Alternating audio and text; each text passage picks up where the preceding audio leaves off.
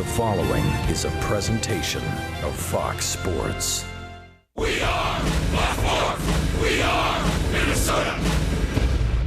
Last night in Mankato, the top-ranked Badgers bested the Mavs in WCHA action. The Badgers scored 2 second-period goals, led by their impressive underclassmen.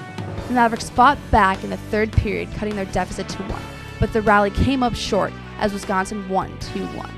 Who will leave it all on the ice in Game 2 of this border battle?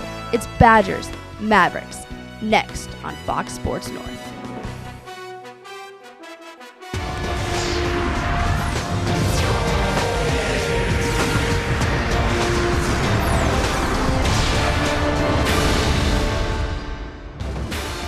Top-ranked University of Wisconsin last night with 2 goals in the second period jumped onto that lead, and they made it stand up despite a goal from Minnesota State in the third. The Badgers come back this afternoon looking for the sweep over the Mavericks. That's coming up next here on Fox Sports North.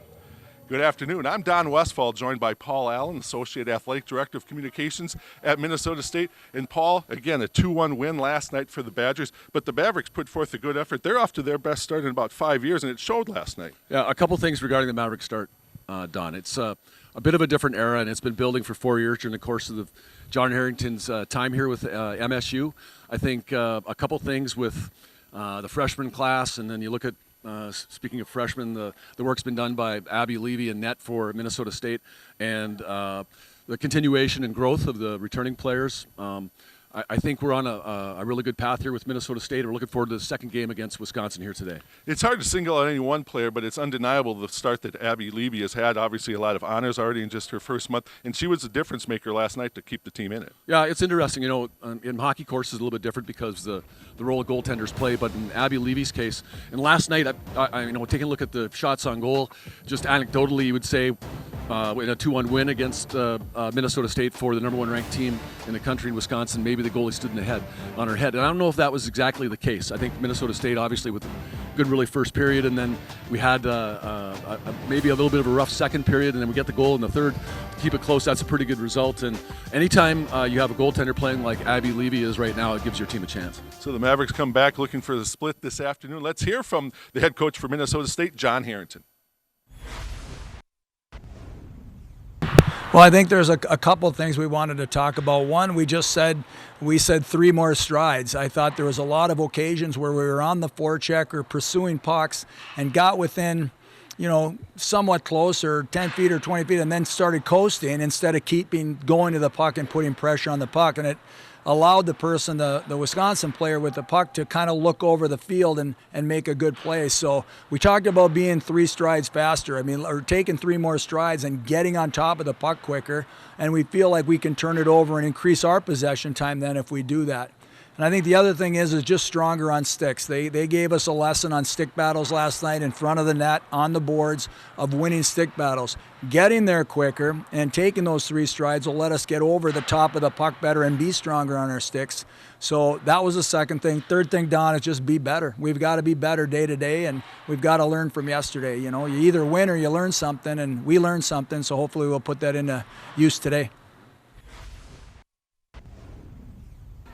So we thank Coach Harrington for joining us. Looking forward to today's contest as far as offensive players that we'd like to highlight. First of all, on the side for Minnesota State, let's talk about the goal scorer from last night, Madison Elkers, the freshman out of Warwood. She combined with her former high school teammate in Mariah Gardner to get her first goal of the season. She now has 4 points to go along with the 3 assists that she has had.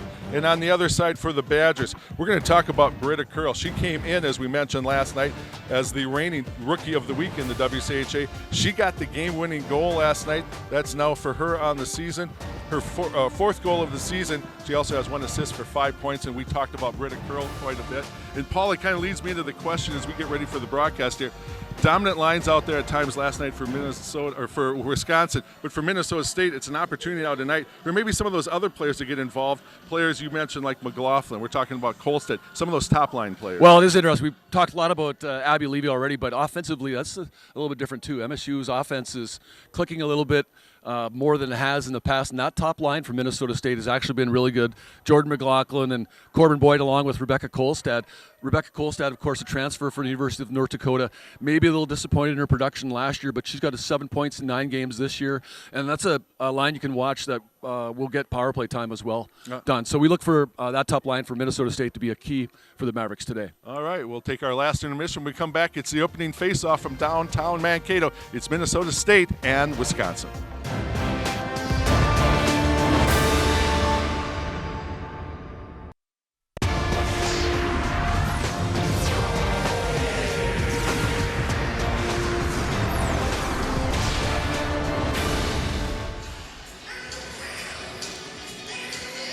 Getting set for the opening face-off downtown Mankato once again, the Verizon Center. Top-ranked team in the country, the Wisconsin Badgers. And they're taking on Minnesota State, the Mavericks. Off to their best start, as we just mentioned in the pregame show, in about 5 years. Glad you're with us this afternoon here on Fox Sports North. Mavericks with the draw, Truax.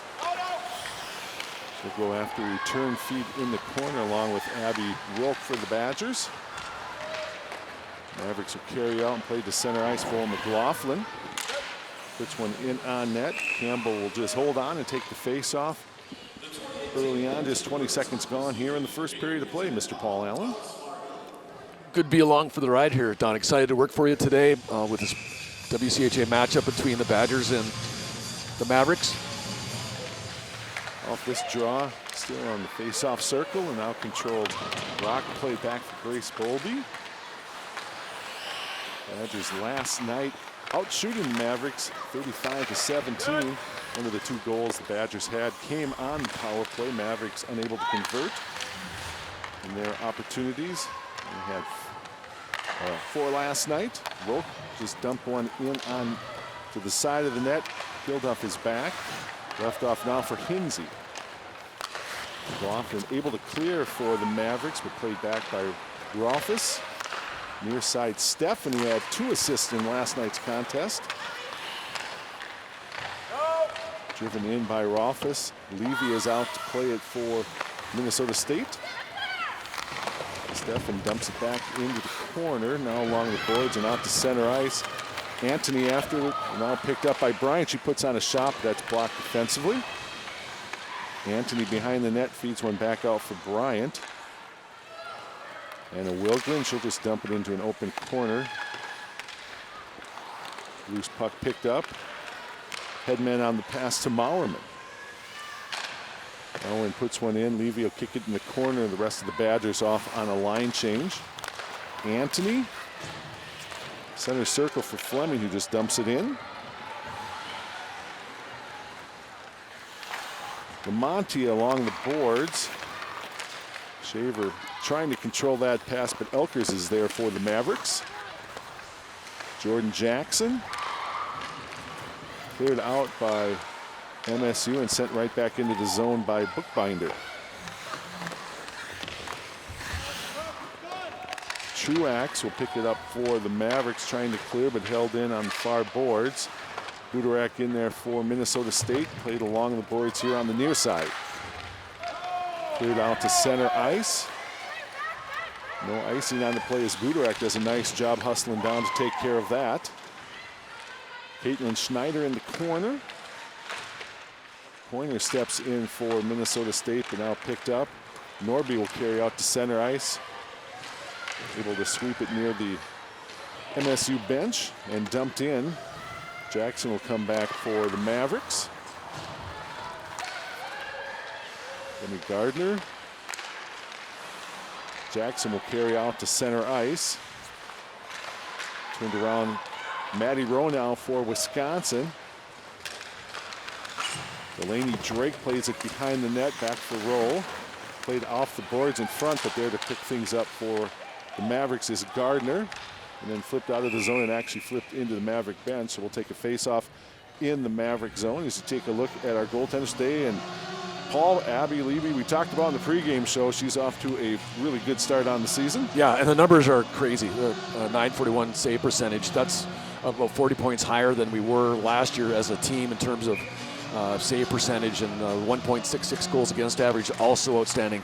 She ranks amongst the nation's leaders in both those categories, Don. You just saw also Krista Campbell in the net for the Badgers last year, goalie in the year as far as WCHA voting went. Driven back into the zone behind Levy. Hinsey will try to track it down, but it's picked up by Curl. Boyd steps in as well for the Mavericks. Race for the puck on the near side. Rolfus catches up to it first. Mavericks with McLaughlin. They clear out the center ice. Carried out by Kolstead. She's also got Boyd in the zone, but they're going to whistle that one down offside. And Paul, pretty cool. We talked about it before, but, for a guy who's a hockey fan, been around, it's nice to say you have two Olympians in there, of course. Mark Johnson, now the all-time leading coach in women's hockey, surpassing Katie Stone the other day.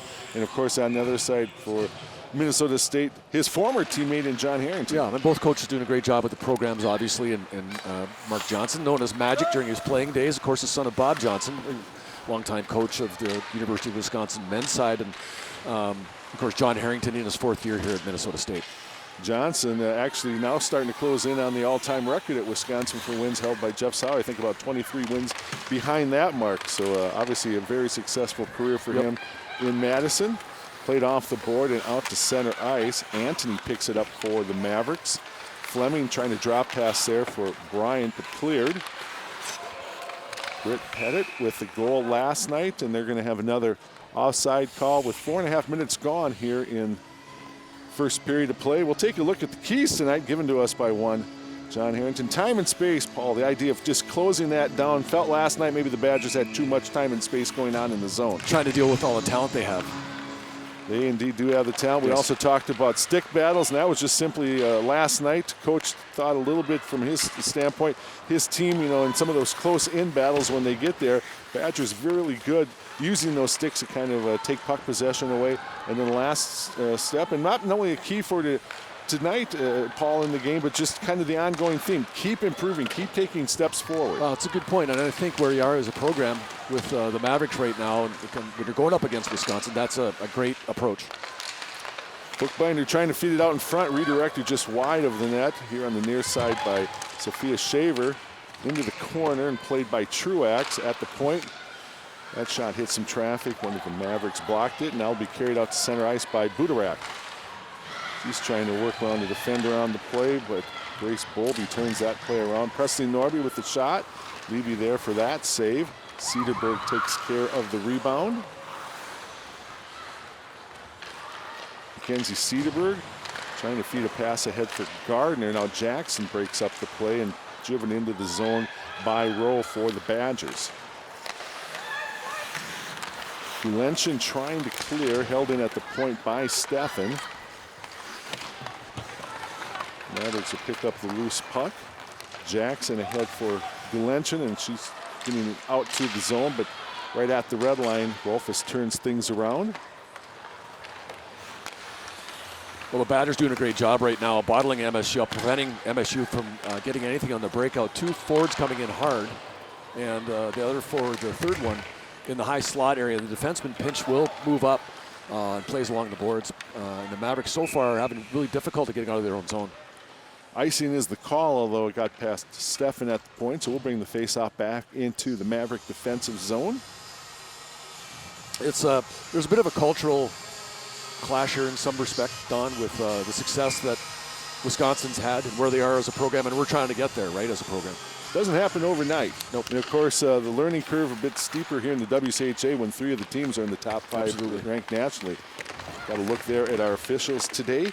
Mike Paulson, Duncan Riorchuk are the referees. Mike Mueller and Glendon Seal, the linesmen. Trying to sweep it out in front. Abby Levy very strong on that play, although we're going to get a penalty called. Campbell leaves the net for the extra attacker. Curl was the player, I believe, along the net who staggered a little bit on the play, and as the Mavericks touch it, we're going to get a cross-checking call, and we'll come back from this break. Badgers will be on the power play. Paul Allen, let's take a look at the cross-checking call against Jordan Jackson. Well, I would say that that's probably a good call. I would say it's a good call as well. And not a bad play by Jordan Jackson either. In your own zone, you're trying to prevent a real good scoring chance. Sometimes you have to do some stuff which will put you in the penalty box. Bookbinder at the point. We mentioned last night the Badgers with the goal on the power play. His first goal of the contest as they try the back door there, and Mauerman unable to redirect the pass. Played out of the zone by the Mavericks. Monty will come back after it, although it comes all the way in on net, and probably a nice play there by Campbell, Paul. Boy, and Corbin Boyd as well. MSU forward on the forecheck. The Mavericks shorthanded, forcing the offensive zone face-off, which when you're shorthanded, that's actually obviously a good thing. And now the Badgers are going to have to go 200 feet in order to put the puck down into the Minnesota State defensive zone. Wisconsin on a power play on the season coming into the weekend. They were a little over 24% on the conversion rate. That was good enough for second in the WCHA. And then the Mavericks, unfortunately, giving up their first power play goal last night. Their penalty kill had been perfect on the season. Steffen with Fleming on her dumps it into the zone. Kinsey is back. She'll spin along the dasher back to the point, but Rolfus is there to hold. Rock. Steffen, top of the slot. Rolfus trying to feed one there on the weak side, and a nice job by Levy to get over and block that one in a follow-up, and they get scored as Rock is good on the backhand and getting their own rebound. Initial save was great for Levy to get over, but the play just developed behind the net. Yeah, one of those deals where Levy had gone left to right on the push to make the save on the right-hand side, but the rebound went out right to Rock, and she came around, eventually scoring that goal. Of course, in Rock, you've got one of the top offensive threats in the WCHA, and she puts the backhander into the net on the wraparound attempt, and it's a 1-0 lead now for Wisconsin with that power play marker. Rock, her sixth of the season, converting on the power play tally at 7:54. So the Badgers get on the board first this afternoon. We'll pick up the other assist on the play. Badgers back at work, and they're trying to feed it down low for Shaver.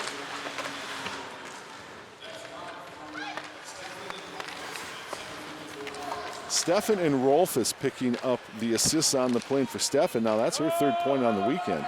Been involved with all three of the Badger goals. Elkers in the corner. Mavericks trailing in shots on goal, 6-1 at this point, Don. Trying to feed one for Gardner in front, but that one was blocked, and now back behind the net, Natalie Bookbinder unable to clear it along the board. She has it once again. Schneider on the far side will at least get it out. Presley Norby the other way for Wisconsin.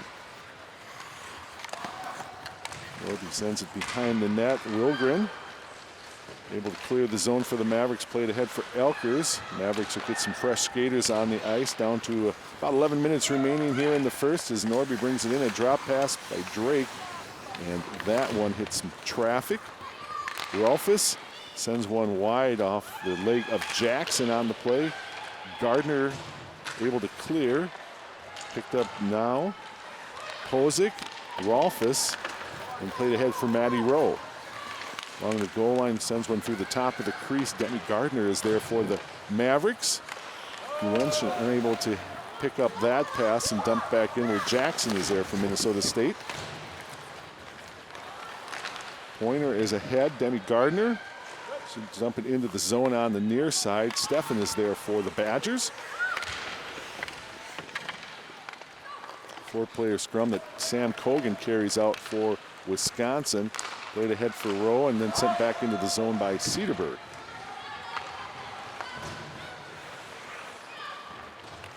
Badgers played here on the near side for Steffen. Drop pass for Cogan. She'll get it once again between the circles. Dangerous play there, and it's cleared off into the corner for the Mavericks. Mauerman feeds one up on top, but past the extended stick of Bookbinder, and it comes all the way back where Campbell has to come out to make a play. Lamontia left off for Abby Rock. Our goal scorer today, and Paul, as you mentioned, just her talented play offensively. She comes into the season as the reigning forward of the year in the WCHA. In fact, coming into this weekend's play, she was already second in the conference in scoring. Yeah, two-time forward of the year in the WCHA, and of course a couple of award winners. They had, that line was Sophie Shirley, the reigning Rookie of the Month, and also Britta Curl, WCHA Rookie of the Week this week.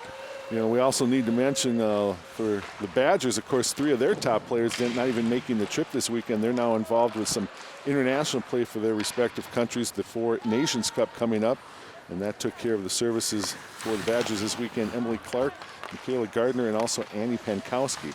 Going on in Saskatoon. Sask, Don. Ain't seen any games there? I've never been to Saskatoon. I've been north of Saskatoon. I've been to Prince Albert. Okay. By the way, song from Slapshot, right? A little bit south of Saskatoon. It is. Yeah. Nicely done, yes. Gordie Howe is from Floral, Saskatchewan, which is just outside of Saskatoon. Was, yes. Yeah. Stefan along the boards, trying to feed one out into the slot for a breaking player. That was on the pass. Anthony has it one more time. Dump back into the corner. Anthony will just play it there, and it's up in the air. No one sees it, and finally it'll be picked up. Fleming left off. Long pass to the near corner. Wilgren just dumps it back in. Anthony up on top. Truax unable to catch up to the play, and it's sent near side. They're going to wave off icing on the play as Norby and Wilgren are back after it. Truax for the Mavericks. Anthony will head man and flip the head by Fleming on the play.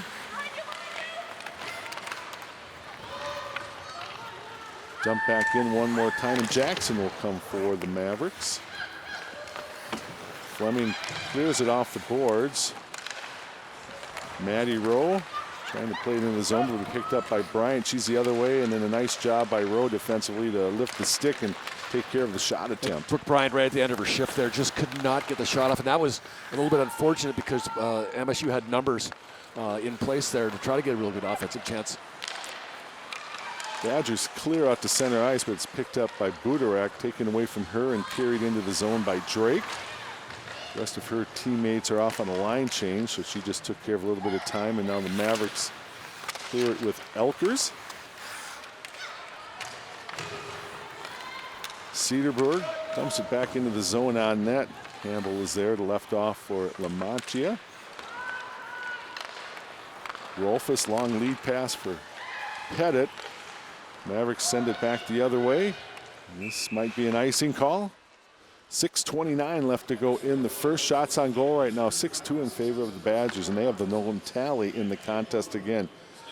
Scored by Abby Rockback on a power play tally at 7:54. A couple of good shifts by the Mavericks there with their most extended zone time, offensive zone time of the game, the Emily Anthony, Britton Fleming, and Brooke Bryant line. And then MSU finally registering a couple of shots on goal. 6:29 to go here in the first period. Rolfus tees one up, and that's blocked by Gardner. Dump back in, and they're going to whistle that down for an offsides right away. We'll take a break as well. 6:22 left in the first period in Maverick head coach John Harrington. Behind the bench, his team down late in the first period of play. Speaking of goaltender, Sherry Vogt-Dickerman there, of course, the Minnesota State assistant coach, Hall of Famer. She should have been on the Olympic team in '96. And one of those players getting some consideration up for the votes with the 20th anniversary, I believe. Sherry, yep.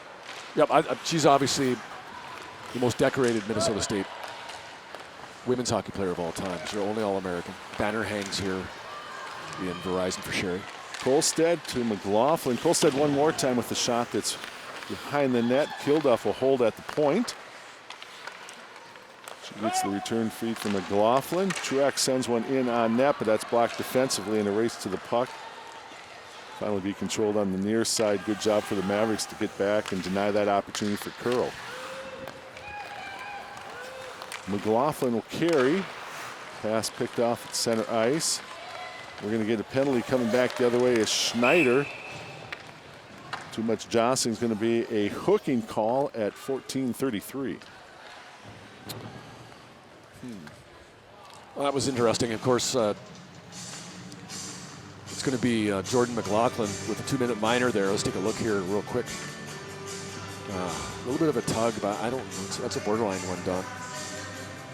Nevertheless, Minnesota State shorthanded here for the next 2 minutes. Indeed, they see McLaughlin in the box, and so the Badgers with the lone tally of the contest already being a power play goal, a chance here late in the first to take a little extra momentum into the intermission. Sam Cogan played to the far side, Lamantia. Monty again wants it one more time on the far side. Pettit sends in a shot. It's bounced toward the top of the crease, and Mauerman's shot then goes wide. Bookbinder. Lamantia redirected in on net, and Levy has seen enough of that action. She'll take the face-off in the zone with 1:28 left to go in the power play for Wisconsin. Talk about structure on penalty killing in your defensive zone. When you're trying to kill off the penalty, Don, and when teams can get you moving, usually it takes a horizontal pass, one that goes from right to left or left to right across the rink, and when structure starts breaking down. And pretty good job by the Mavericks in that one. If they can keep things in sort of a straight line fashion, they should be okay here against the Badgers. Rolfus able to hold it in at the line. Steffen. Rock behind the net, feeds one out for Steffen, and through some traffic. A nice job there. It stings, but a nice job blocking that shot by Fleming. She got that on her ankle too, and she's going to try to get off here, but she's hurting. Shirley trying to play one in. Actually, I think it was an intended pass for Rock, as there's been a collision behind the net, and Levy's lost her stick. Up on top with Steffen. Sent down low on the pass for Rolf as they play catch. Shirley trying to feed Rock. Now Curl. Track down behind the net. Rolfus with still 35 seconds left to go in the power play advantage. Boyd tries to reach out to get it out to center ice. And now a nice job by Kolstad. She's able to clear, and she's going to try to create an opportunity. Badgers are back defensively, so Kolstad just dumps it in, and the Mavericks will get a chance to get some fresh penalty killers out for the remaining 15 seconds. Rolfus. Budorak does a good job to cause some distractions out in front of the penalty kill. Rolfus with it one more time, and that's the end of the power play. McLaughlin back on the ice. Badgers into the zone with Schaefer. Now behind the net, Norby trying to rid herself of the check there from Gardner. Jackson defensively playing Sophia Shaver on the play. Up on top. Bowlby with the shot, and that's sent off into the near side by Levy. Bookbinder dumps it back in. Well, you got to get the puck out on that one. Don, you got control of the puck with not a whole lot of pressure on you along the boards there. You have to get that out of your defensive zone. Play still in the zone from what Paul Allen just talked about. Bookbinder. Bowlby sends one down low toward the net. Mavericks block that defensively. Still not able to clear on the play. Cedarberg picks things up. Mackenzie Cedarberg headmans to Gardner, but it's turned around by Bookbinder and dumped back into the zone. Pozik's after it along with Jackson. Maddie Pozik. Backhand left off of Lamantia, and that one is blocked by Gardner out in front. Delaney Drake sends one wide for Rolfus. It goes off a skate into the corner. McLaughlin along the boards. Mariah Gardner trying to get it off the boards as well. Now getting some help from McLaughlin on the play and kicked out. You mentioned Maddie Pozik there for a second. Maddie Pozik, the daughter of Brian Pozik, probably a guy you know, a longtime broadcaster of University of Wisconsin men's games. Pozik with a quick shot, nicely timed on your part. Just worked out, eh? Yeah, well, sometimes, you know, you got the magic. You're right there. Stoppage of play. We're going to get another power play opportunity coming up. 1:32 for Mankato. Wisconsin is on top, 1-0.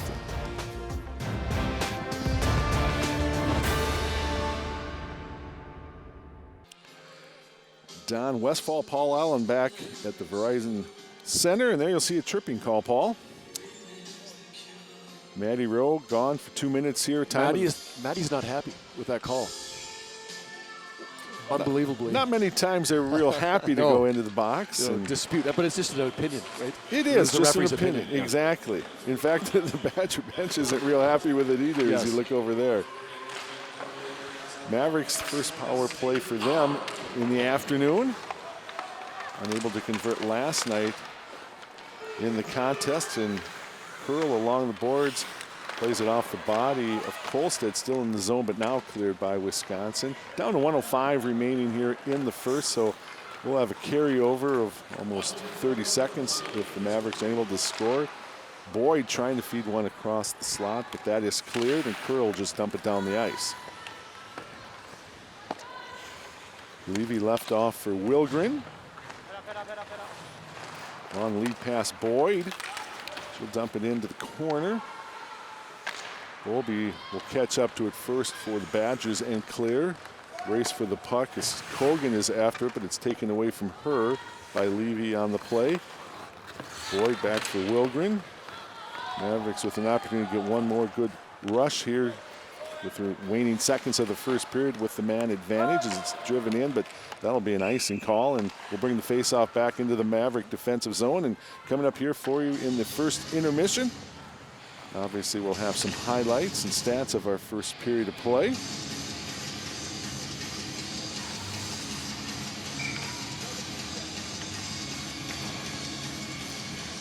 Face-off in the Maverick defensive zone won by Minnesota State. Wilgren, long lead pass there for Boyd, turned around by Bookbinder. Presley Norby will pick it up, send it down the ice. Played behind Levy. And Shaver trying to turn it into a scoring opportunity, but the whistle blows, and we are at the end of the first 20 minutes of action. Unofficially at this point, 8-3 shots on goal. Again, coming up here during the first intermission, we'll have a chance to hear from Mackenzie Cederberg. As we mentioned, highlights and stats of the first period of play. Also have a chance to talk to the commissioner on the women's side of the WCHA, Katie Million. Get a chance to talk to her about some of those activities going on with the 20th anniversary, and also maybe a little bit of a discussion about potential expansion down the road, as there's been some talk, potentially another team coming in the league. Awesome. And that would be great to see, and we'll get those thoughts from Commissioner Million. But again, our score, one period is in the books. Badgers on top of the Mavericks, 1-0. Welcome back to the Verizon Center, where it is 1-0 Badgers over the Mavericks. I'm Marissa Voss, and I'm here with Mackenzie Cederberg. Mackenzie, in the first half, you got 1-0, obviously. What can you do in the second half to come back out on top and tie? As you know, they're a really fast team. We need to slow it down. We need to catch the passes. We want the puck and get shots on net. We only have 3 shots, so we need a little bit more opportunity there. We're doing pretty strong in the offensive zone, but we got to keep getting those pucks to the net and catching the pass. There's been a couple penalties in the last period. What can you do to minimize those penalties, and how does that affect the flow of the game? When they get the opportunity on the power play, they're a strong team, so they're going to get the pucks through. It affects the game because we're not keeping the game 5-5, and that's our best ability to keep winning this game or keep the game to a 1-goal loss. We need to avoid getting those penalties and just keep working hard and battling. Thanks, Mackenzie. Good luck in the rest of your game. Thank you. All right, after this, we'll be back with some more intermission content.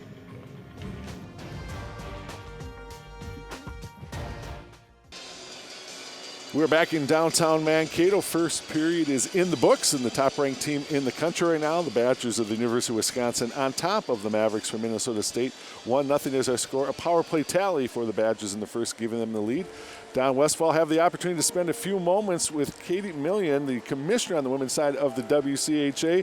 And Katie, you talk a lot about your weekends. You're usually on the road, sometimes obviously in Minneapolis with the Gophers, but you kind of frequent the area here, obviously getting to Wisconsin, St. Cloud, maybe even to Bemidji a little bit. I do. In fact, last weekend I was in Wisconsin, the weekend before Ohio State. So I make my rounds for sure. It has to be pretty exciting right now in your role. And again, we're going to get to a couple of the other special activities, but for right now, the WCHA, when you look at the national standings and see the number of teams in the top 5, the top 10, you got to be to some degree the envy of all the other commissioners in the country. Well, I don't rub it in, but no, I'm super excited for our teams and super happy that we have 4 in the top 10. And, you know, the other 3 teams in our league are right there knocking on the door too. So it's always a great competition in the WCHA. A very special year, obviously, in the WCHA with the 20th anniversary and a lot of activities. We're just on the cusp of here early in the season. I know the anniversary team with players being announced every week, but there's a lot of things going on to recognize the 20 years of play in the WCHA. Yeah, there sure is, and we're super excited to just celebrate what's gone on the last 20 years and the amazing student athletes and women that have come out of the league. And we, like you said, have a WCHA all-time team. And we're rolling those ladies out each week throughout the season. So that's been pretty special to see their contribution to the WCHA. How do you pick a team from all the talented players that have played in this league? It's a pretty difficult task. It was a very difficult task. Luckily, I was not involved. But we had 3 different subcommittees that worked on that. We had a committee of coaches and former athletes. We had alumni votes and then a public vote. Okay. Obviously, a lot of talent going on, a lot of excitement right now about what's going on in the league. But if we could talk just a few moments, it's hard not to talk about your role as the commissioner and the idea of the potential expansion. I know there's been some announcements kind of recently, the possibility of Northern Michigan getting involved in sponsoring women's hockey. Yeah, I was super excited to be invited to go to Marquette for 3 days last week and be part of the feasibility study that they're undertaking. And we met with a lot of different folks, from community leaders to staff and faculty to the club hockey team there for women. And there's just a real general excitement and a lot of really amazing, fun, innovative, creative things that they're doing up at that university, and I applaud them for taking a look at this opportunity to add women's hockey. And obviously getting to an 8th team would be great, but I like what you said because it's got to be the right fit in a variety of different ways, and the focus has to be there. You don't want to be in short thinking about this. This would be a big decision, and I like that focus to it. Yeah, we're really excited about the opportunity and are very hopeful. Very good. Again, we're going to run out of time here, so we'll let the commissioner go. But Katie Millian, thank you very much for spending a few moments with us, with a reminder that you are watching WCHA Hockey here on Fox Sports North.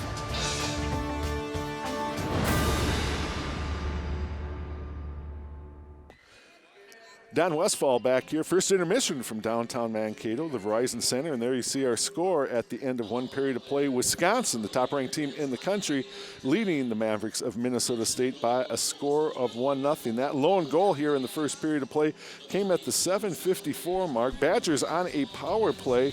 And you'll see a play develop behind the net. And Abby Rock, last year's Forward of the Year. In fact, the past 2 years Forward of the Year in the WCHA, she's able to gather up her own rebound, bring it in front, and on a backhand, snap one past Abby Levy for the lone goal of the first. Look at the stats over the first 20 minutes.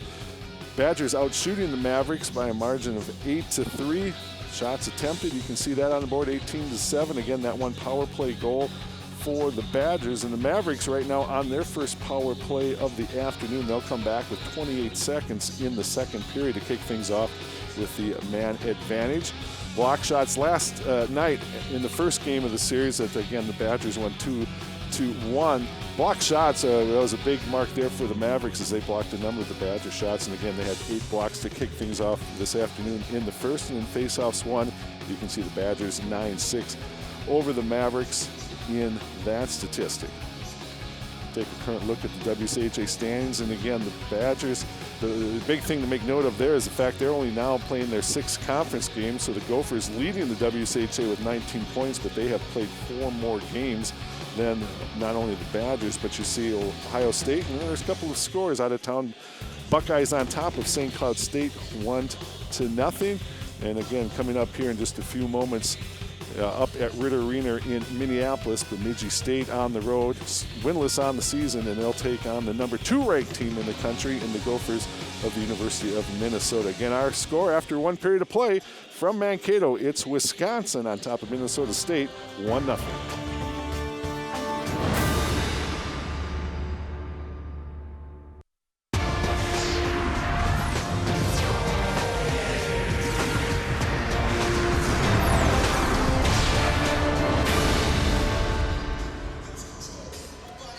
Don Westfall and Paul Allen back in Mankato. Second period getting set to go between the Mavericks and the Badgers. Glad you're with us here on Fox Sports North. Mavericks again starting things off, waning seconds of a power play opportunity for the Mavericks. They'll have time for one rush up the ice. Truax dumps it into the zone.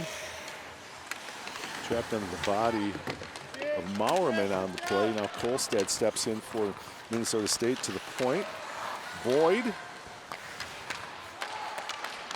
up on top. Wilgren with the shot down low. That's kicked out by Campbell. Follow up, and it's right into the body of Campbell again, and she quickly covers up as Rowe is out of the box and the Badgers are back at full strength. Final from Blakesley Stadium. Don 31-21, the number 1 ranked Minnesota State football team downing the University of Sioux Falls today to go 10-0 on the season. Wow, so that we would hope would give them potentially a bye, or not guaranteed quite yet. Well, we'll see what happens next weekend, but no, I would say if we lose, it'd be difficult to get a bye. Okay. So we're expected to win next weekend. Well, yeah, and that's good. There's still a lot to be played for. You definitely, this point of the year, would like to get that week off to kind of nurse up some injuries and get set to go. On the near side, it's flipped into the zone by Rock. Watched by Truex. She tries to go short angle on the play, and Abby Levy right there for the save. I know we're at the women's hockey game, but I did want to mention Sioux Falls came into town as the top rushing team in the country, and the Mavericks held them to 153 yards in rushing, so that's a pretty good effort. That is a great effort, yeah. In fact, individually, don't they have one of the top rushers in the country? They do. They was leading the country in rushing. So a good effort there by the Mavericks up at Blakesley.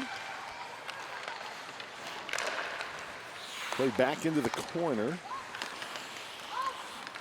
Carried out of there by Sophia Shaver. Dumped back in.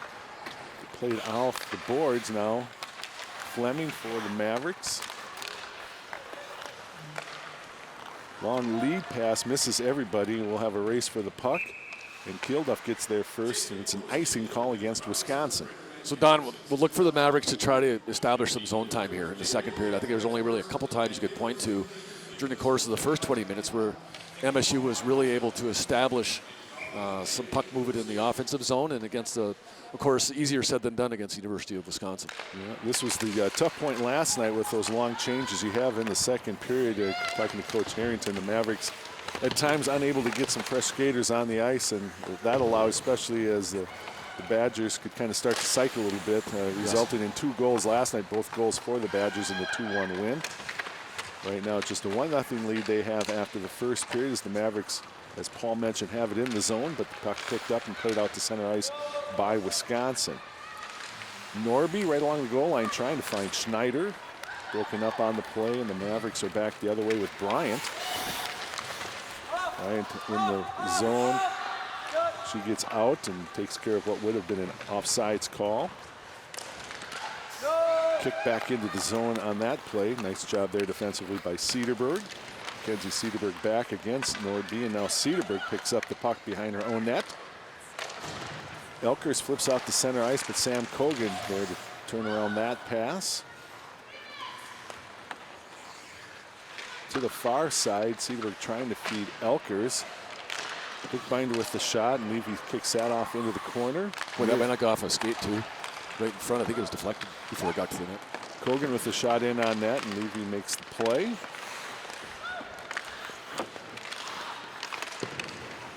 Sent out in front, but the loose puck will be picked up by Budarak, and she clears for the Mavericks.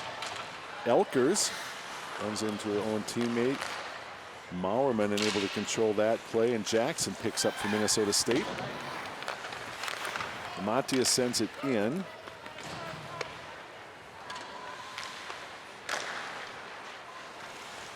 Elkers off the boards trying to feed one, but the Curl picks up the loose puck. Shirley. They picked up now. Abby Rock played off into the corner. The Mavericks with Elkers. We played along the boards, but picked up by Curl. Curl on top of the circle with the shot. That one was redirected and goes just wide on the near side.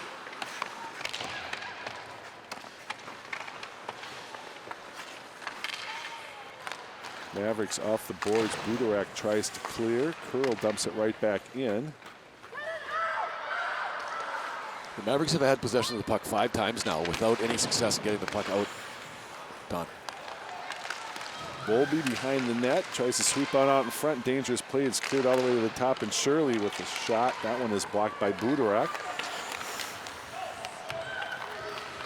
Shirley on a quick turnaround back. Rock Shirley with the shot and score. Mavericks unable to get a group of new players on the ice as Cedarburg had been out there a long time, along with, I believe it was Jackson out there, and you could just tell it's somewhat reminiscent of last night. Badgers convert. That's exactly what I was going to say. Okay. The Mavericks had possession of that puck and finally got it out. At least into the neutral zone, but then could not get any further than that. And Badgers with numbers coming back the other way as the Mavericks went for a line change just as the puck got out of the zone and got caught in a 3-on-2 situation in favor of the Badgers and paid the price. Sophie Shirley with the goal, her 7th of the season. Paul had mentioned earlier in the broadcast the fact that she comes in as the Rookie of the Month in WCHA, had 10 points, 6 of those coming by way of a goal, and you just saw her 7th. Badgers going to work one more time, but Wilgren will pick things up. Played out to center ice and turned around by Lamantia. Bowlby and Rock are picking up assists. So for Abby Rock, a goal and an assist on the afternoon.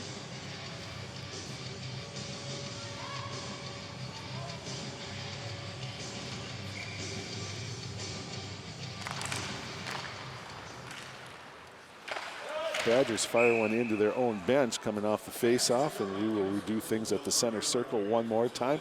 Both these teams off next weekend. For the Badgers, they return home in a couple weeks to take on Bemidji State. And for the Mavericks, coming up a trip out to Pennsylvania to take on Robert Morris. Bobby Moe, as they're known. I did not know that. Yes, Bobby Moe. Located in Moon Township, Pennsylvania. Just outside Pittsburgh, I think. Hey, so Katie Million, love the work that she's doing with the WCHA. Don, relative to, I'm assuming you guys discussed the Northern Michigan situation. Definitely discussed Northern Michigan, yep. Pretty excited.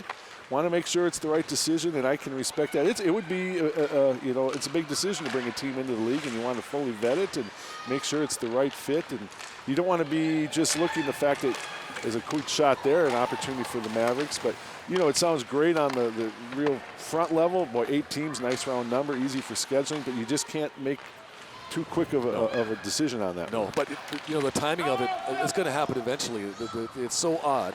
I think there's 5 Division I men's hockey teams in the state of Michigan, and there's no women's teams.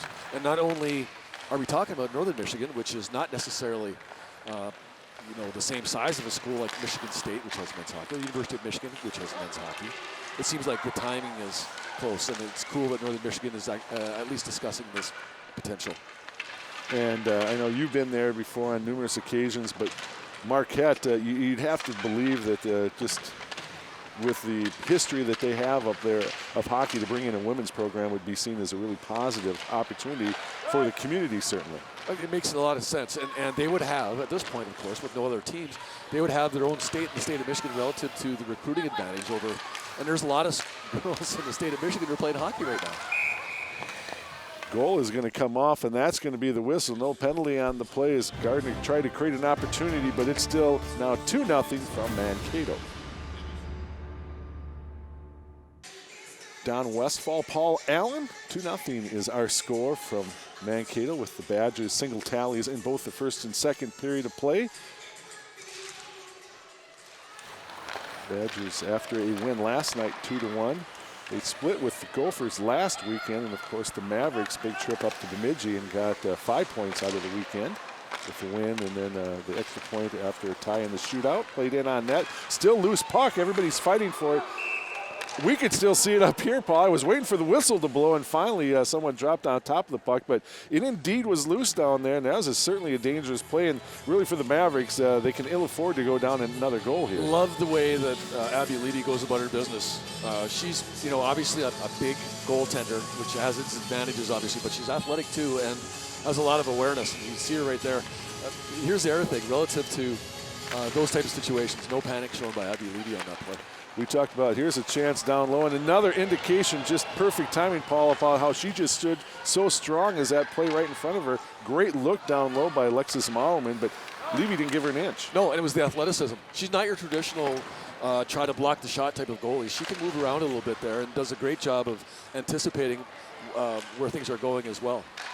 Played along benches and now back into the zone. But boy, Levy, you just saw it on the overhead, some of the ability that Paul mentioned, making the saves on that one, and then comes back after the faceoff again, and Mallerman with a good look deep into the slot.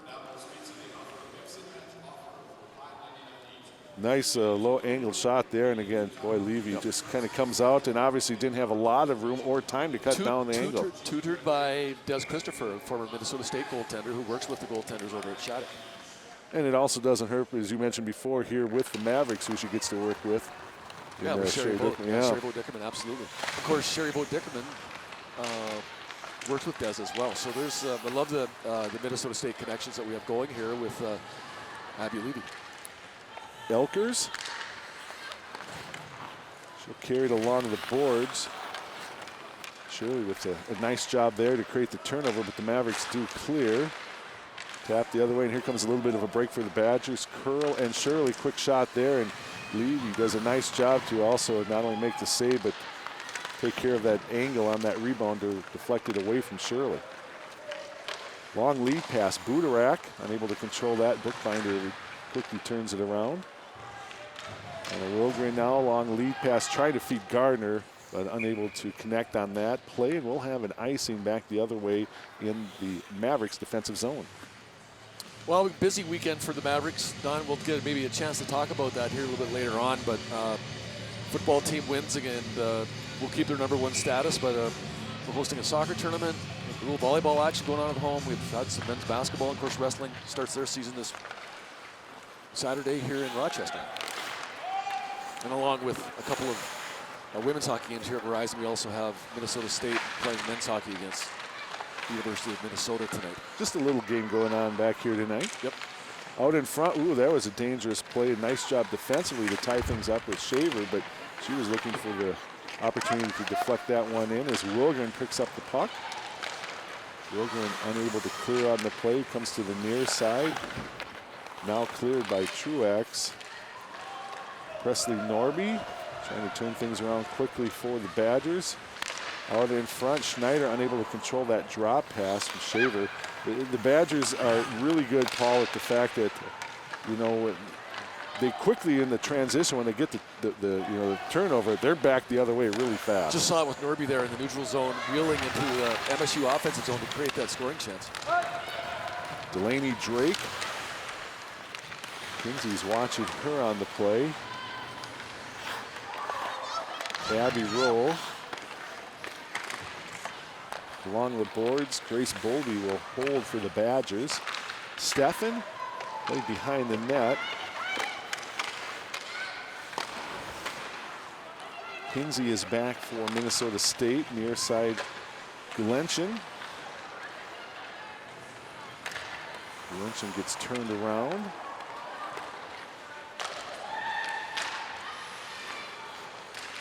Loose puck picked up by Rowe. Mavericks had to clear. That would have been offside.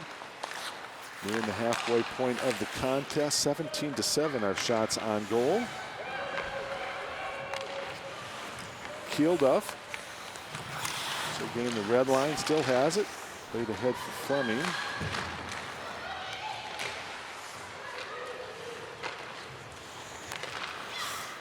Lamonti a long lead pass. Pettit drops it back to her. Mauerman. Pass down for Kogan. She was not aware of the pass, however, and the Mavericks pick it up in the zone. Lifted out to center ice. Bryant loses an edge on the play, but she gets it into the zone. Rolf is along the boards. Drop pass for Kogan from Mauerman. Kogan with it. Fleming steps into the play, does a nice job to help out defensively. Sent in on net, and Levy has seen enough of that. We'll take a break as well. 9:20 left to go here in the second. Wisconsin 2, Minnesota State nothing. Don Westfall, along with Paul Allen, associate Athletic Director of Communications at Minnesota State.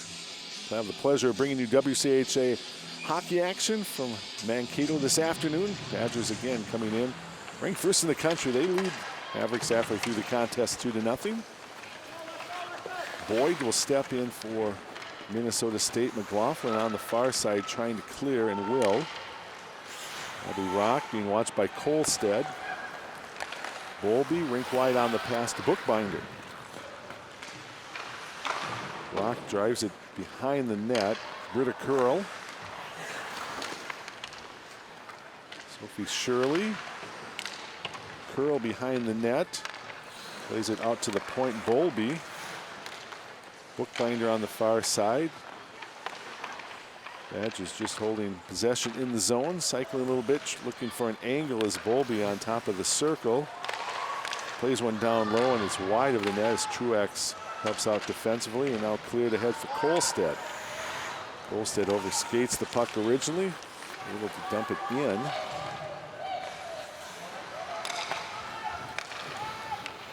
Long lead pass for Bowlby. Norby with it. Sends it to an open wing right off the bench. Shaver gets there. Fighting for puck possession, left off. Schneider. Rolfus will dump it back into the corner and carried out by Shaver, and then she splits the defenders at the point and race for the puck. Bryant trying to get there for Minnesota State. Britton Fleming in the corner. She has it on top of the circle. Far side Wilgren with a low shot, and that one's deflected off into the corner. Fleming with the burst of speed trying to track it down, and she will actually come back out of the zone to play it for the Mavericks.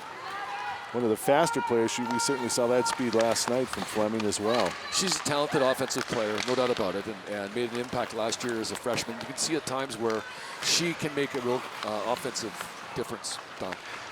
Trying to sweep it out in front is Norby on the play. Fleming still on the ice. Tries to clear, but it's along the boards. Picked up by Hinsey. Hinsey ahead for Bryan off the skate, and it's turned around by Lamontia. Drop pass for Rowe behind the net, and she stood up by Hinsey on the play. Maddie Rowe. Bookbinder with the shot. It's blocked out in front. Bryant trying to create an opportunity. One player left beat, and it's sent in on net. Campbell kicks that into the corner. Mariah Gardner out in front trying to feed one there for Elkers, but she was tied up on the play. Rowe dumps it in. Gives chase and Posick gets there. Rowe.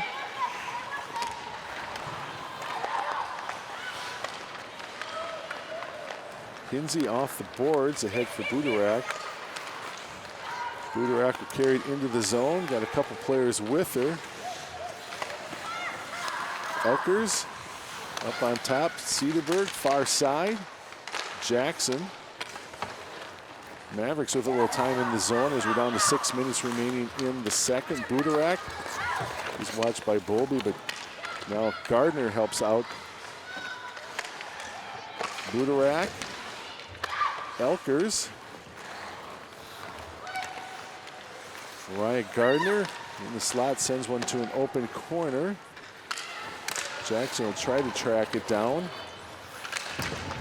Cedarberg trying to hold it in. Now be carried out by Alexis Mauerman and dumped in. You have to win those individual battles, Don. MSU did a pretty good job there, keeping the puck in the Wisconsin zone for some extended time, but ultimately Wisconsin got the puck out because we lost an individual battle. Gulenchin off the boards. Brooke Pettit fighting for puck possession. Near side where Lamontia is, they're going to play it. Swept back into the zone by Kogan, and the Mavericks now. Oh, that's going to come up out of play. And we will take a break as well. Inside 5 minutes remaining in the second. WCHA hockey here on Fox Sports North.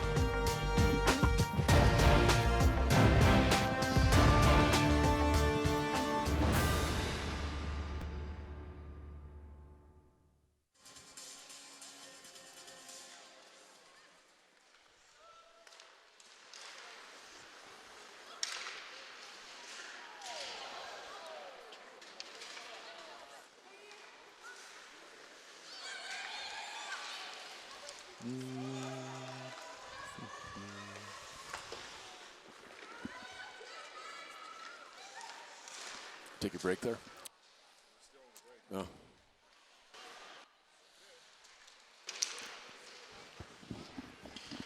Ooh, official took a digger.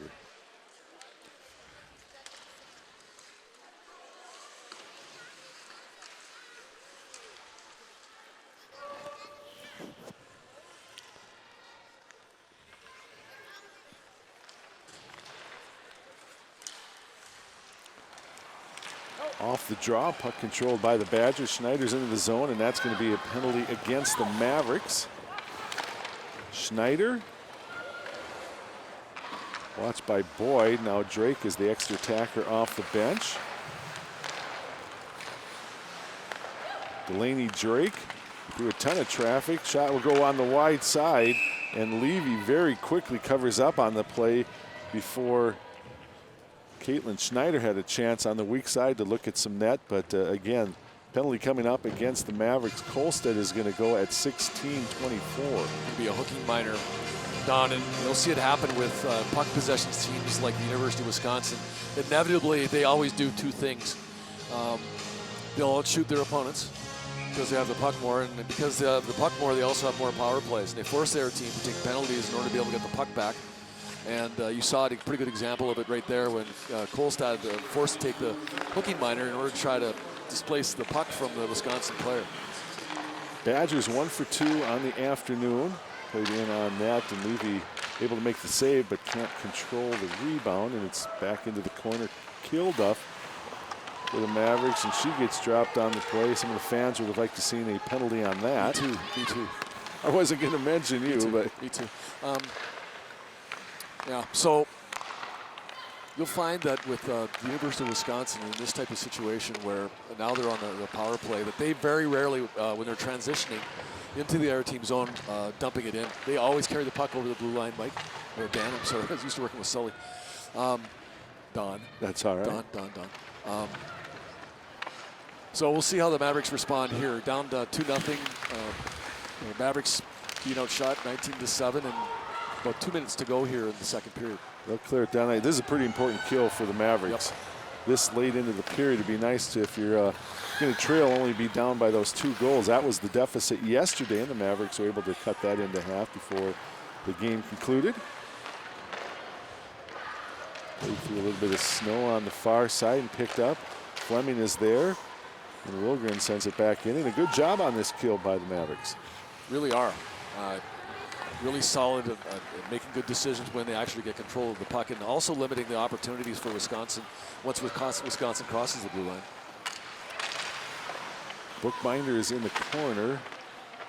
Now curl. Shirley behind the net, out in front for Abby Rock, and it's tipped away on a pass to the top of the slot. Rock with it, far side. Another job with Fleming getting the stick down and knocking it out to center ice. Coach Harrington talked about that in the pregame, didn't he, about using your stick? Indeed he did. Kolstad is out of the box, so the Mavericks successfully do kill off that power play opportunity. Here comes an opportunity the other way. Truex with the shot. Follow-up is Boyd, but it was a bouncing puck, and unable to get it in directed toward the net. Kolstad trying to feed it out in front, and does. Campbell sees that one trickle just wide. Mavericks with a little bit of momentum here after the successful power play. Played out to center ice. Wilgren will turn it around. Poked away from Boyd as she was trying to gain the zone, and back the other way. The Badgers 2-on-1. Norby, Schneider, but a great job by the Mavericks to get back and cut down those passing lanes. Jordan McLaughlin got a stick on that. Schneider on the backhand will flip one in toward the net, and Norby unable to track down the rebound. Down to 45 seconds remaining in the second. Bryant will carry for the Mavericks. Dumps it off into the corner. Caitlin Schneider and Steffen are back. Long lead pass picked off by Cedarberg, and she had to wait for a player to get onside. I thought she might have, but it's going to be whistled down on the offside call with inside 32 seconds remaining. Well, the Mavericks keeping it close here. 20-9, the shots on goal officially is what we have, but important for the Mavericks to try to get the puck into the offensive zone here at the end of the second period. 31.6 seconds left in the clock. Off the draw.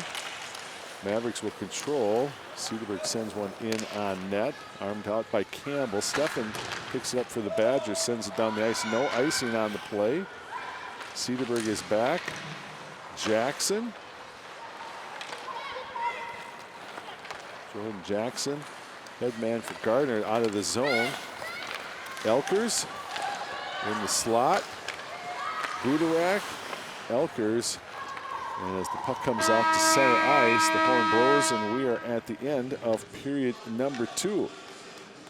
Second intermission coming up. We'll have a chance to hear from Megan Hinsey. We'll also talk about current things going on, and there are a lot of things to talk about on the Hill at Minnesota State, and of course, highlights from the first 40 minutes of play and stats, and we'll probably get you a chance to get some of the updated scores from around the WCHA this afternoon as well. Single tallies in both the first and second for the Badgers. Abby Rock back in the first, a power play goal, and here in the second, Sophie Shirley, the single goal of the period, her 7th of the season, assisted by Rock and Bowlby. And 2 periods are in the books, and our score, Wisconsin on top of Minnesota State Mankato, 2-0.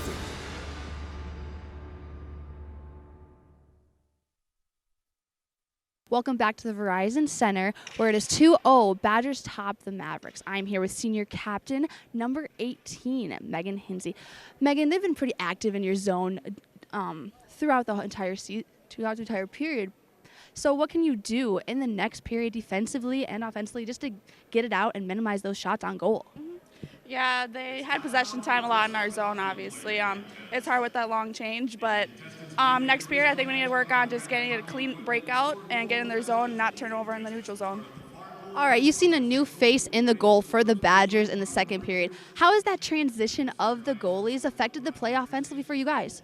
Yeah, transition of the goalies is tough. I mean, we have the long change, but as soon as we get possession, keep it and stay composed, we can get some shots and hopefully generate some opportunities. Great, thank you, Megan. Good luck in the third period. Thank you. All right, coming back from break, we'll have more intermission content.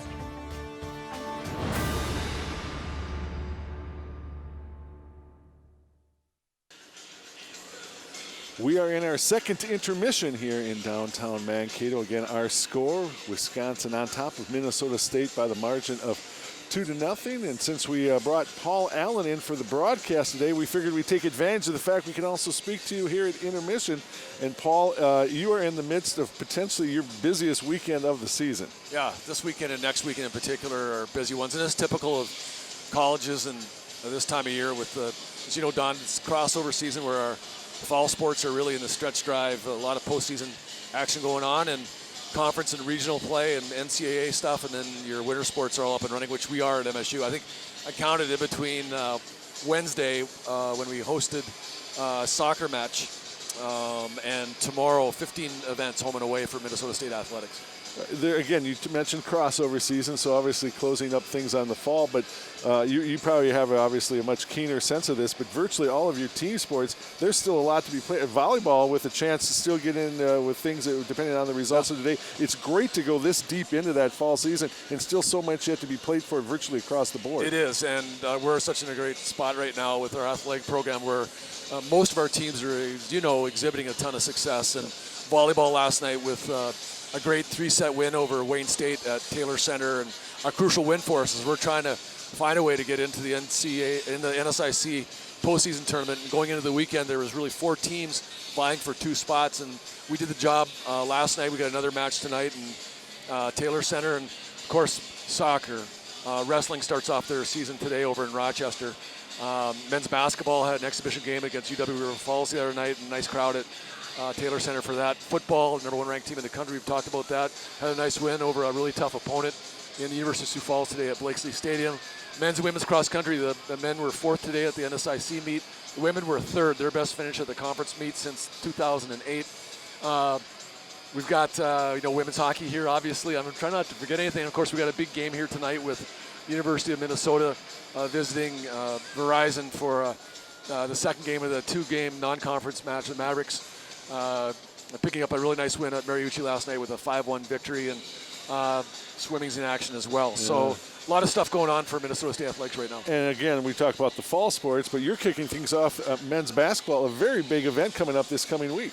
Absolutely. We got the MIAA and SIC crossover in Taylor Center with St. Cloud State. Besides ourselves, we'll also be in Taylor Center and Lindenwood and Missouri Southern for the Minnesota State next Friday and Saturday in Taylor Center. It's a credit to you and your staff. I know you have the role of the Associate Athletic Director of Communications, but between the work you, Kevin Beisman, Tim Marshall, there's so many people that get involved to just host that level of competition. Yeah, we've been fortunate. Tim Marshall and his staff do a great job, particularly with operations. It gets a little tricky with multiple events going on at the same time. I'm fortunate in my staff. Nick Burns does a great job and handles football and basketball for us, along with our cadre of GAs and interns. A lot going on, but we got one more period of hockey coming up for you. Third period of action coming up from the Verizon Center.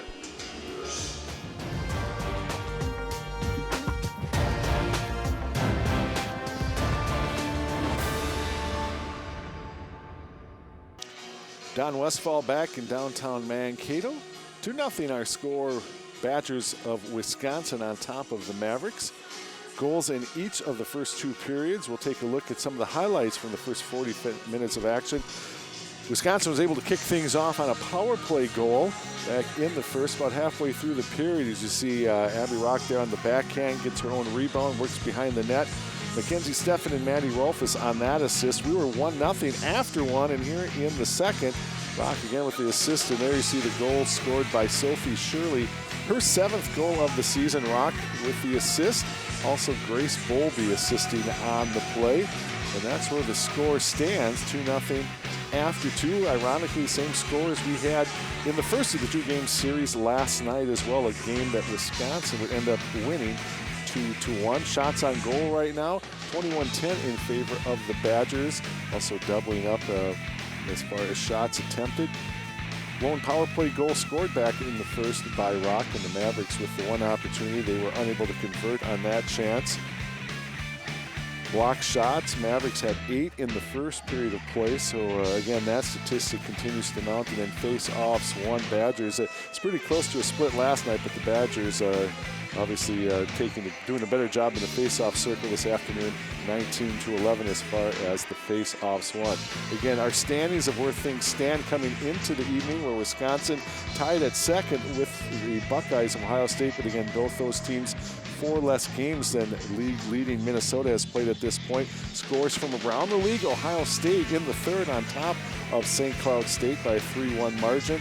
And then also getting underway here in a matter of moments, they will be Minnesota hosting Bemidji State in Minneapolis. Again, our score, 2-0 Wisconsin on top of Minnesota State.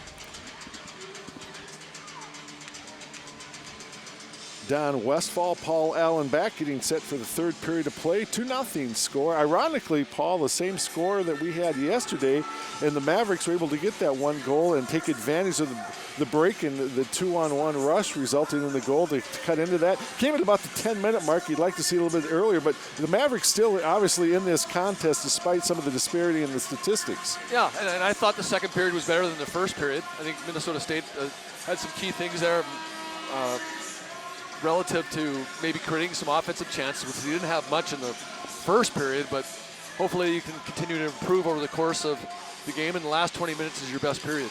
Gave you the shots on goal of the first two periods. In that second period alone, Mavericks with 7 shots, 13 for the Badgers, after Badgers with an 8-3 margin after the first period of play.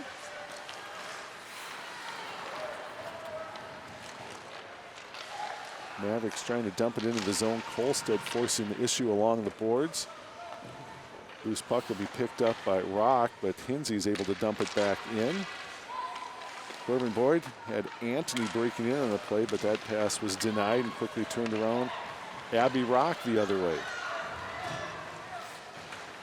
Shirley unable to control the pass, played behind the net. Grace Bowlby. Nice job there defensively by Kolstad to break it up. And here comes Anthony on the near side.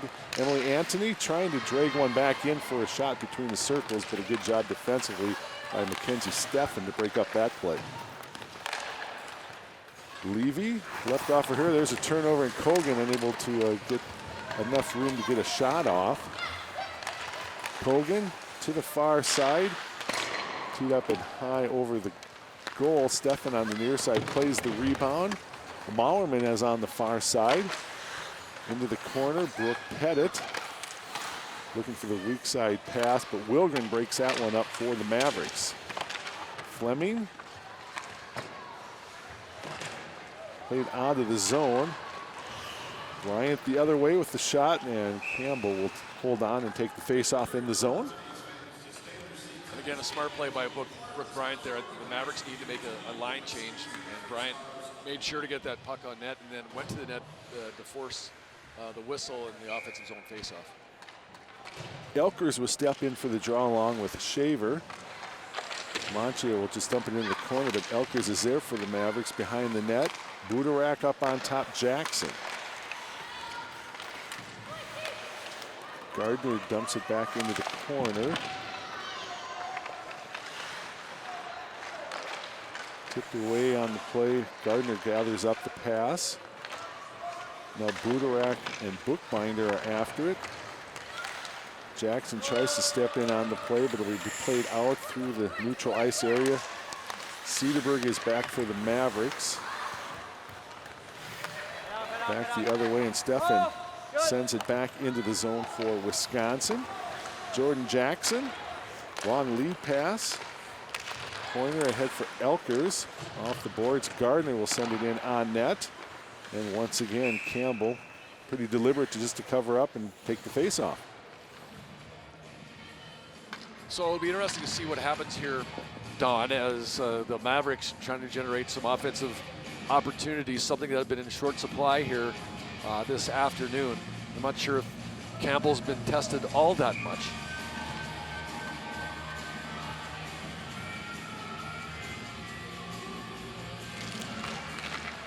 Off the draw, the Mavericks will control with Kolstad. To the point, and now near side, Kilduff sends one in toward the net. McLaughlin. Bowlby is there to watch her. Kinsey, a low shot, and that one trying to look for the redirection is Kolstad. Kolstad will gather up, puck in the corner, played along the boards for Boyd. Back up on top, Kinsey with a low shot. That one goes wide and caroms off the boards. Near side, Shirley will pick things up for the Badgers. Shirley behind the net, out in the slot, down deep, and that one is blocked. Good look for Rock, but that one looked like it was blocked by Kinsey on the play. Rolfus brought in by Pettit, but she lost puck possession. Played to the near side. Gulenchen has it. Long lead pass ahead. Pointer was in on net, and it'll be covered up. Good opportunity down between the defensemen, but Pointer just unable to handle that long pass. Boy, that was close, because that would have been, she would have been able to go in there all by herself, Don, and unfortunately it just couldn't click on picking up that pass. Pointer steps in for this draw. Leave Kogan in there as well. Played back to the point. Wilgren sends one off a leg into the corner. Maurerman. Rolfus. Dumped into the zone. Wilgren is there for the Mavericks.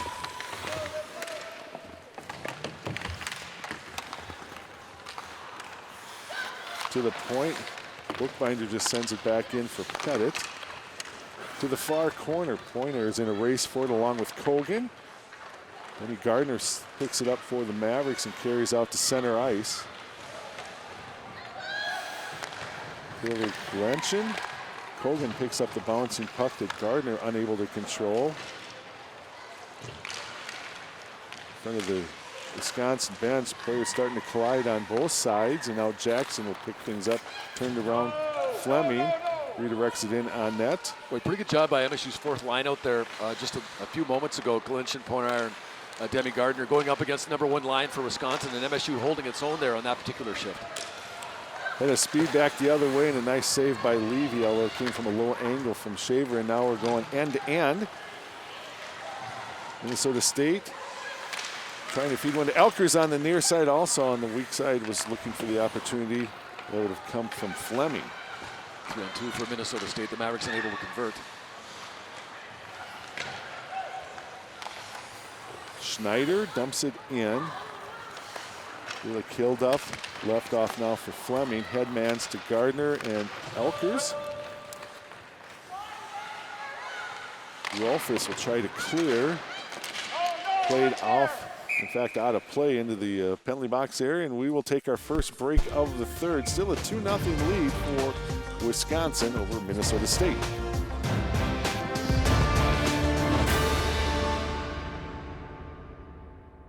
John Harrington in his fourth year behind the bench for the Mavericks. Team looking at a 2-0 deficit right now. You always want to win your games, and Coach Harrington, of course, is about the most competitive guy I know. You ever seen him play pickleball? I mean, no. He wants to win everything he does, and there's been, this coaching staff has been frustrated at how the things have gone for them the last couple of years, and no one wants to get better and is working harder than Coach Harrington and his assistant Sherry Bo Dickerman and Jeff Geeson. And I think we're seeing it this. I wouldn't be surprised, Don, by the end of the year if our team's not in double digits in wins, and that'd be a significant progress for us. Well, in fact, just one more win in conference play would equal where the team was at all of last year. Yes, that's a good point. So yeah, the things are definitely moving in the right direction, and when the thing is, you're battle tested when you play here in the WCHA. You're really not going to get a night off at all. It's a situation where you're going up against Big Ten schools in Minnesota and Wisconsin and some other programs in this league that have had success that they've had, including Minnesota Duluth had a long stretch where they were successful, and so we're trying to get there. Anything that we do relative to progress, my sense is that it's going to be incremental, and it's a slow build, and women's hockey is a unique situation because the talent pool is a little bit different than it is for other sports. So you saw what we've done with our freshman class this year, and I'm really excited. I knew coming into the season at getting the new kids in along with the kids we had coming back, and so here we are now and playing Wisconsin pretty tough this weekend. Pointer off the boards trying to clear, but Pettit is there. Demi Gardner now for the Mavericks will play it out to center ice. Bookbinder. He will get it out to the point, but still in the zone, and now a loose puck to the far side. Nicole Lamantia. Played through some traffic. Badgers with numbers, but a nice job by Wilgren on the far side just to kind of get in there and slow that play up before the odd numbers would result in a scoring opportunity. And not only that, but gain possession of the puck. That was a great play by Wilgren, as you mentioned there. And she's one of those freshmen we were talking about. I know the coaches are excited about getting her in here, and she's a really good skater. She can carry the puck, and big things over the course of the next 4 years with that freshman defenseman, Don. Played off the net, and so we'll get a face-off. Need to thank everybody who assisted us with the broadcast this afternoon. Paul, not only your role helping us out with the broadcast, but in the sports information realm, as well as Mitch Walters, who is a primary contact, and of course on the other side for Wisconsin, A.J. Harrison. We aren't able to bring you all the stats and discussion points without their work. Just a great job by the folks from Bethany as well, and Greg Vandermouse and his staff doing a great job of the production of the broadcast. Fun opportunity to bring you WCHA hockey here this afternoon on Fox Sports North as the Badgers into the zone. Gets away from Shaver on the far side. Still below a couple of players, and now the Mavericks pick things up. Cedarburg ahead for Anthony. Only Anthony, as Bryant was going to try to carry it in the zone, but taken away from her. Jackson is back defensively to take the puck away from Shaver. Still played behind the net. Cool things about Emily Anthony, and in fact, she's really an engaging kid, the junior forward from Plymouth, Minnesota. This is her 86th career game, but I don't know a lot of people are aware that her dad is a vice president with the Minnesota Vikings, Rob Anthony, who started, you might know Rob. Probably. I did not know that. Rob Anthony, of course, got his career started his career with the Twins as an intern in the media relations department with the Twins, and he likes to keep a low profile with some stuff, but he's an assistant general manager with the Twins, was an interim GM for the Twins when Terry Ryan was let go, and he plays a very important role with that Major League Baseball organization. Levy makes a save on a shot that might have gone up high over the net. Swept into the near side. Rolfus just plays it into the corner. Gets it back. Shot sent wide into the slot area. Now Delaney Drake.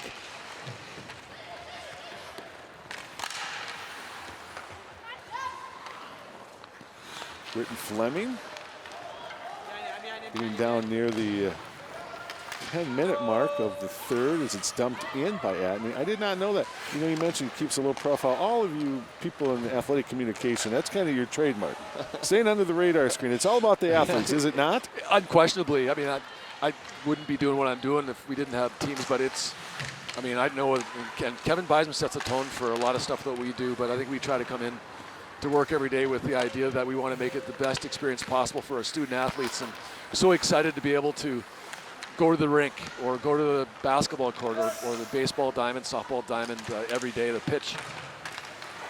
Really cool things that we get to do here, Don. Opportunity down low there for the Badgers, but Levy and the Maverick defense play it well. Set down the ice. There's going to be no icing on this play as Bookbinder is back, watched by Gardner. Elkers tries to step in to create the turnover. Now Brooke Pettit. Far side for Kogan. Mauerman is tied up nicely by Hilduff on the play before a shot can get off. 4-player scrum. Still fighting for puck possession. Not going to get a whistle at this point. Get a stick in there. I mean, at the old days, they would have whistled that, but now with continuation being one of the things that hockey a few years ago wanted to make sure that was going on, the referee was going to make sure that that puck was going to be played by somebody at some point, refusing to blow the whistle. Corbin Boyd sends it into the zone for Minnesota State. Trying to feed one back for McLaughlin, but it's broken up by the Badgers. Grace Bowlby. Watched by Kolstad on the forecheck. Mavericks could have used some back pressure on that play there. MSU done a great job of isolating the one Badger player that had the puck, but there was unfortunately no back pressure in order to be able to follow up. You have to have your second layer in order to be able to create that turnover. Schneider at the line trying to hold the zone and create the turnover, but it's played out by the Mavericks, and now the Badgers clear at center ice. Flipped into the zone by Truex. On the near side, Presley Norby trying to feed one for Schneider. Pointer wins the battle of 15s behind the goal. Taylor Glenchen after it now, along with Steffen, who gets back defensively for Wisconsin. Kicked out of the zone. Presley Norby the other way with Jackson back. Levy with the save. Long pass rink wide for Jackson. Poked away from her. Norby with the lead pass, but Glenchen is there defensively to help out. 25-12 shots on goal. Mavericks still looking for the first goal of the afternoon, trailing by 2, now inside 8 minutes replaying as Gardner drives it in. Anthony is on the near side to hold.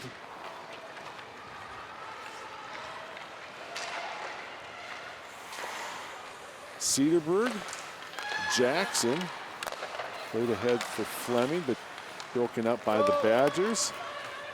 Posick trying to work past Jackson, and we're going to get a penalty on the play as Levy covers up. And we'll come back, a power play opportunity, 2-0 Badgers over Mavericks.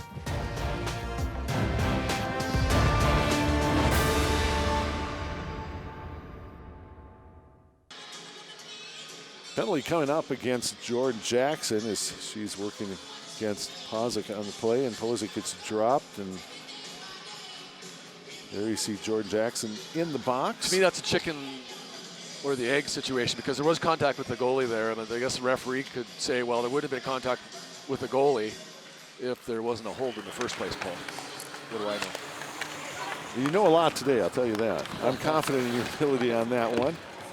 13:34 the time of the holding call, so the Badgers 1 for 3 in the afternoon on the power play.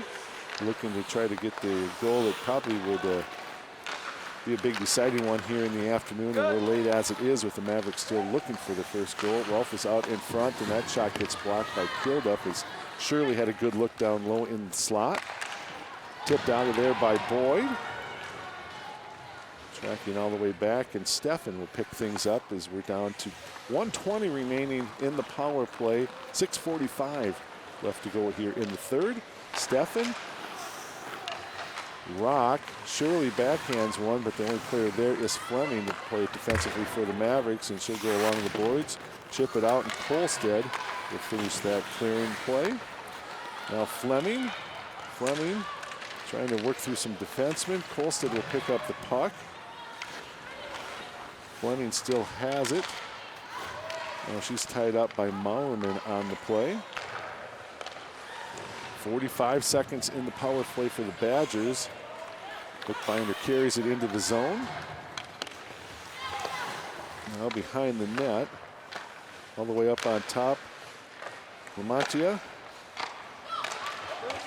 Right along the goal line on a backhand, and Levy hugs the post. Gets away from her, but comes to the near side. Right in on net, Pettit with the low shot that's kicked to the far boards. Kogan, Bookbinder tees up a shot, and that's another one that's blocked by Wilgren on the play.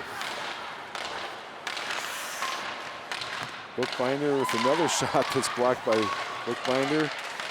Mauerman gets dropped there between the circles and off into the corner. Jackson is out of the box. Quick shot there and a one-timer by Mauerman. Big save by Levy, and the Mavericks are back at full strength.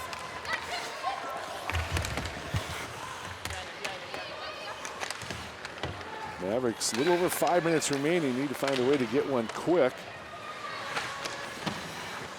Give themselves a chance, even with the extra tacker in the empty net, if we can get to that point. Schneider behind the net, Norby.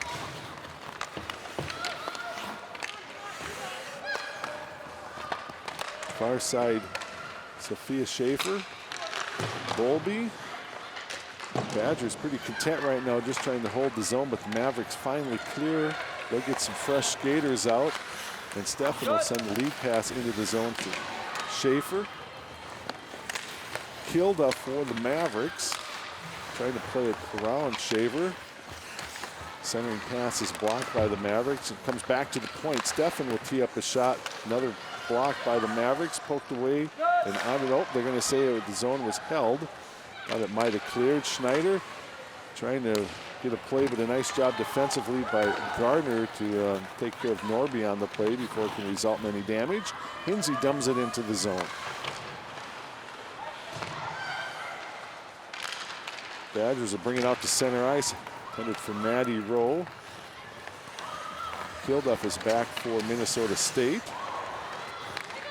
Nifty move to get away from the defender on the play on the forecheck, and it's sent out to center ice, and now we're going to get a penalty the other way, and we'll come back. Power play opportunity coming up. We're late in the contest with Wisconsin in control.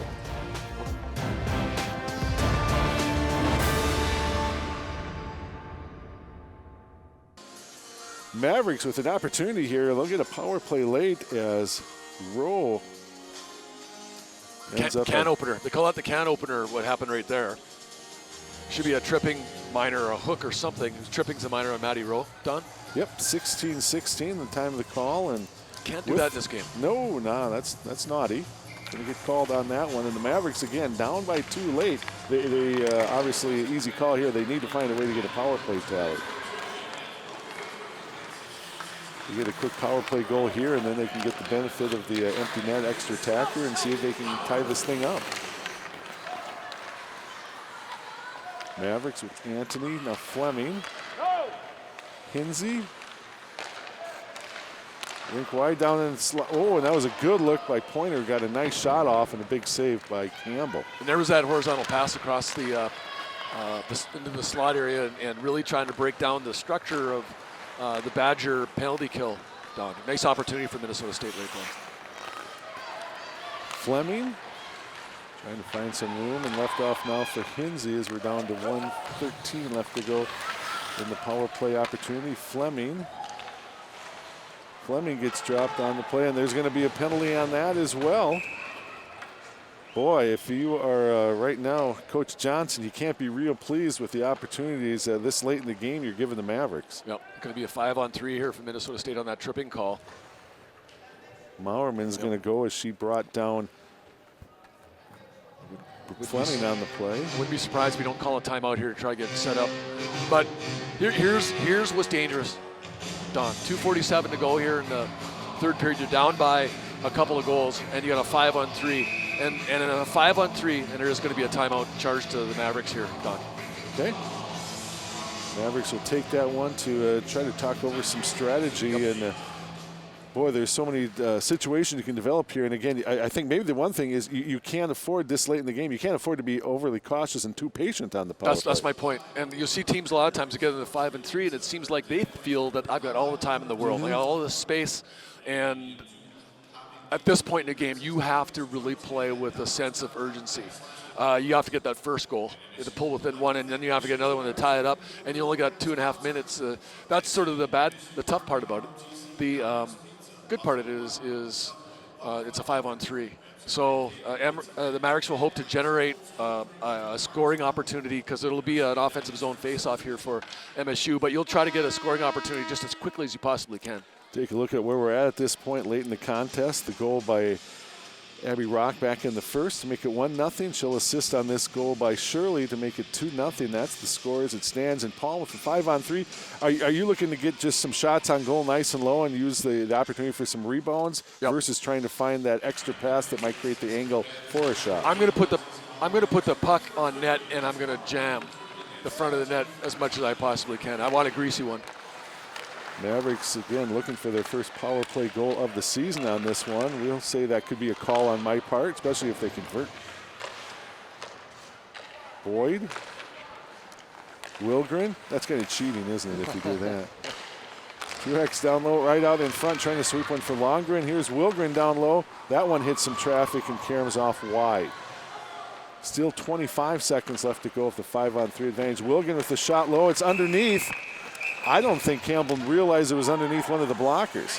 No, she did. It was under her right pad. You're exactly right, Don. And MSU doing all they can here to try to find a way to push the puck into the net. But Campbell had made the stop with her right pad, and the puck, unbeknownst to her, was underneath her right pad. She thought she had the rebound. Oh, so close. 'Cause I think the puck was actually loose behind her there, as the replay shows.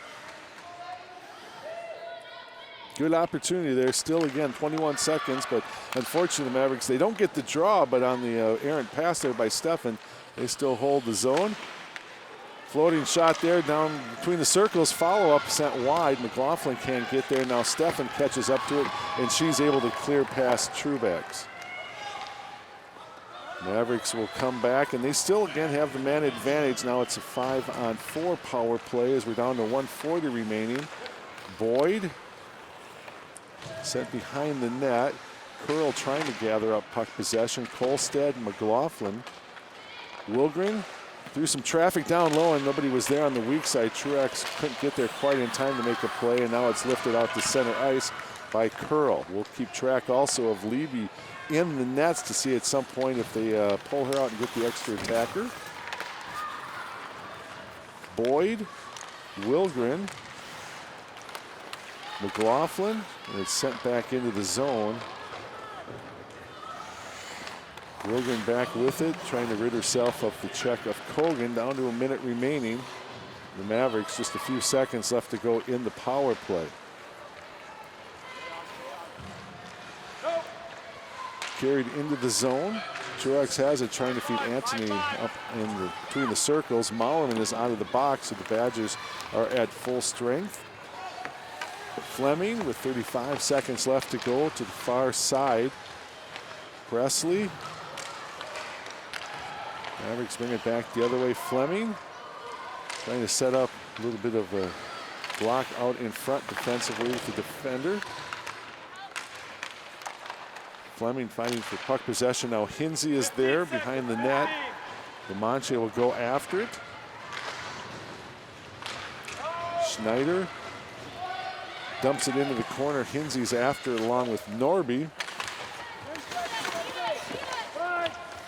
Fleming in the corner, but time will run out this afternoon, and on a big job on the penalty kill late in the contest. The Badgers successfully kill off a 5-on-3 advantage, and they end up taking both games here in the weekend series. Last night a 2-1 win, and this afternoon Wisconsin a 2-0 victory over Minnesota State. Again, both goals for the Badgers scored back in the first and second period. Single tallies by Abby Rock. In the first, a power play goal, her 6th of the year. Steffen and Rolf is assisting. And then in the second period of play, it was Sophie Shirley, her 7th goal of the season, with Abby Bork and Grace Bowlby assisting. That came at 5:15 early in the second, and that was the score that stood for the remainder of the contest. Unofficially right now, shots on goal posted, 29-15 in favor of Wisconsin over the Mavericks. And you see Coach Harrington will have a chance coming up here in our post-game show. We'll have a chance to hear his comments on the weekend, of course, as well as some of the highlights of the contest, our final stats for the game, and maybe one more look at some of the out-of-town scores before we close out the broadcast. But once again, our final score this afternoon from the Verizon Center in downtown Mankato. WCHA hockey action, top-ranked team in the country, Wisconsin, a 2-0 win over Minnesota State.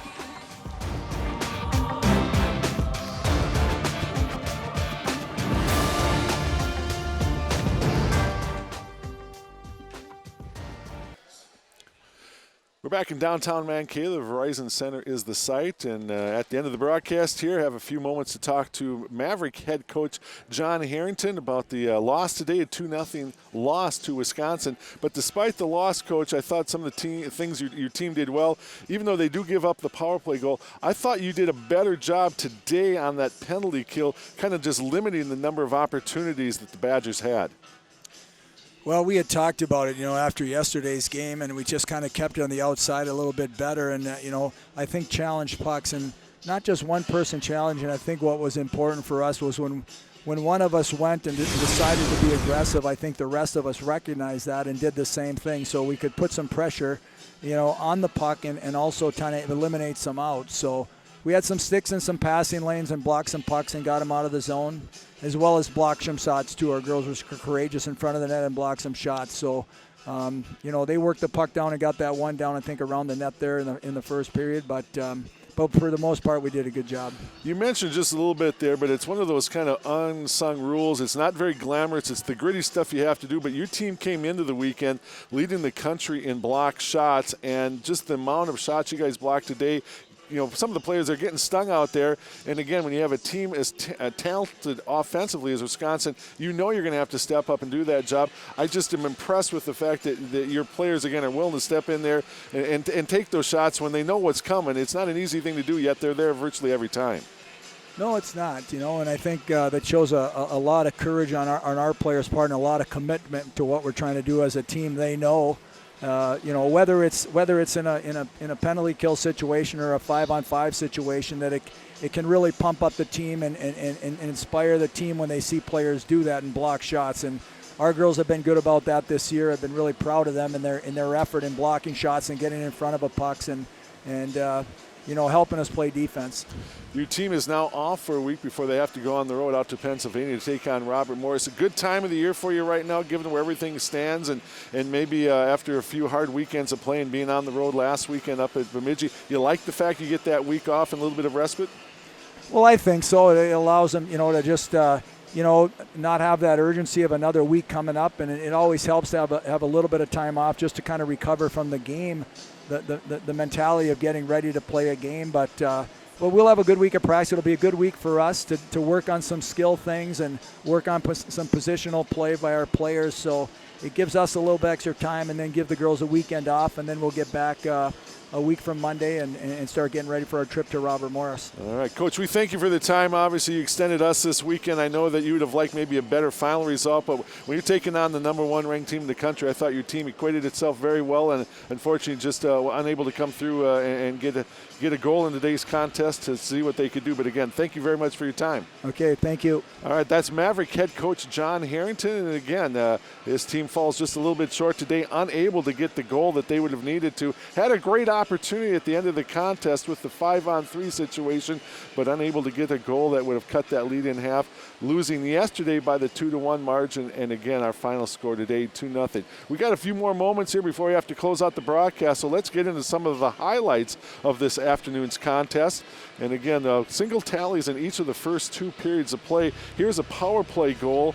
The one that the Badgers did get today, that was Abby Rock with the goal, her 6th of the season. She got her own rebound and put it up over the shoulder of Abby Levy. In the second period of play, it was actually Rock on the assist on that play, and it's Sophie Shirley, her 7th goal of the year.